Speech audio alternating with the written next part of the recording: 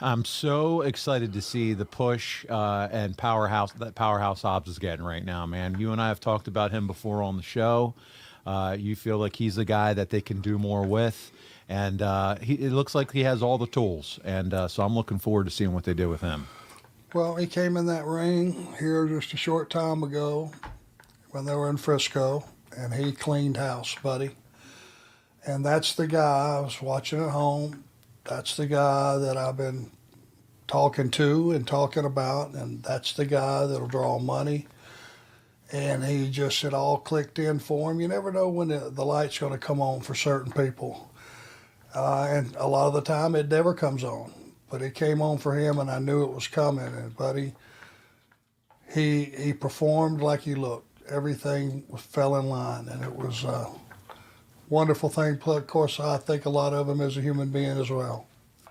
There you go. Great guy. A wrestling historian says also, what's your favorite story of Andre? Do you have a favorite Andre the Giant story? Oh, gosh.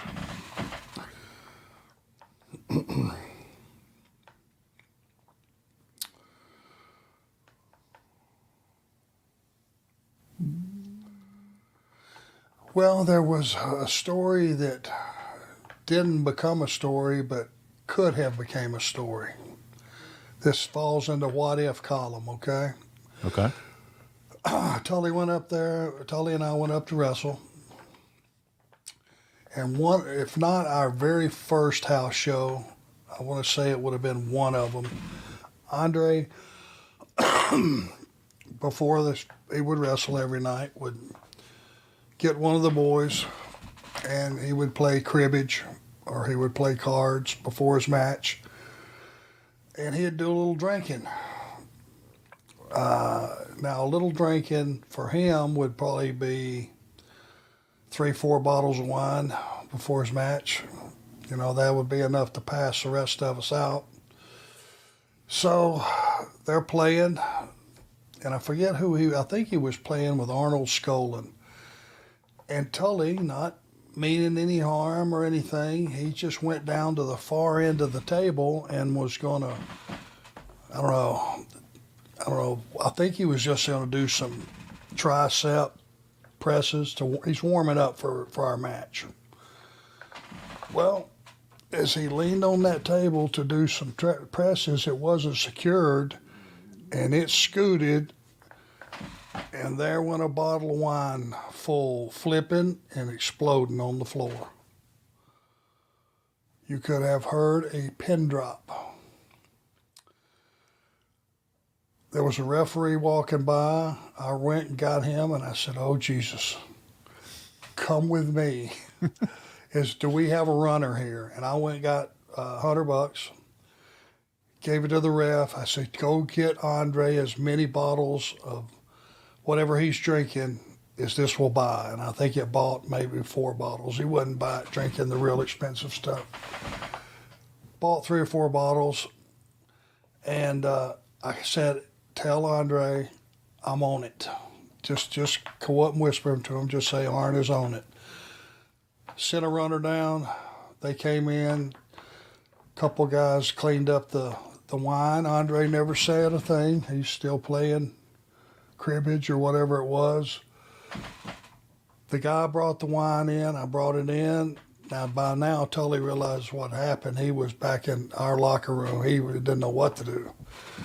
I brought the wine in, sat it on the table, 4 bottles, didn't say a word, didn't look Andre in the eye, walked out, and what could have been a disaster was never a thing. Not a word was said. Arn Anderson, save the day, baby. Yeah, I knew what it took to fix that one, that's for sure. So if that doesn't happen, I mean, is Andre come to our heads rolling? I mean, is it an ugly scene? What do we get here out of Andre? Well, if nobody took responsibility and made it right, he probably wouldn't have done a thing. Then, better not ever end up in the ring where he is, because he would not have forgot it. It would have been a classic show of disrespect. Oh, absolutely. That's the way he would have taken it.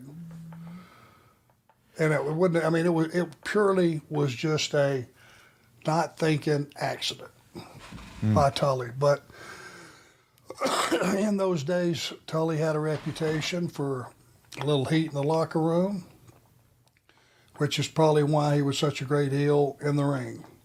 That's who he was. Yeah, and again, that would have been kind of the last thing, already having that reputation that Tully would want to have to deal with in that case with Andre the Giant, right? Oh, I also accidentally smashed your bottle of wine. Not a good look for Tully. No, it was one of those things that everyone knew what just happened. Now let's see how everybody handles it. And, yeah. You know, in this business, back then, when you walked into that locker room, or really any locker room back when we were still in the territory days, it was a room full of grown-ass men with mores and different things in place that had always been that weren't necessarily talked about. Locker room etiquette is what we call it. There was just things that happened, and there are ways that you handle it, and you work, you know. And people in those days, it's like you could leave and walk out of a locker room if you had been in a territory for a certain amount of time. You could walk in, open your bag, look around the locker room, say you've been around that group of guys 6 months. Everybody's pretty much established themselves as one way or the other in the rest of the locker room's mind. To say there were thieves in the business is a horrible thing to talk about, that you can't even go to the ring and feed your family and come back without your valuables being safe. And 9.9 times out of 10, it was. But it was an occasional thief. Locker room etiquette would just say, when you go to the ring, have your stuff put up somewhere where it's not in plain sight. Don't tempt anybody. Yeah, and I can imagine not every locker room you go to had lockers with locks and all that stuff, right? I mean, it's just None out of there. them. None of them. Okay. You came in, you got a chair, you threw a towel over your chair, you put your boots in front of the chair, and for that night, that was your space. That was it. You don't take anybody's chair. So your shit's just out there. Anybody could mess with it if they really want to. Yeah. You know, everybody had, you know, nice watches and wedding rings and, you know, chains, you know, crosses and stuff, and some cash, and everything was a credit card back then. So it was just locker room etiquette. And going back to the Andre thing, how that was handled, there were a lot of eyes on it. And it was what was said and what wasn't said that the veterans looked at and went, okay, that's one fire put out. Because if Andre would have went off, say it wouldn't have been handled right, everybody in that locker room would have suffered. Oh, I'm sure. Not just the people directly involved.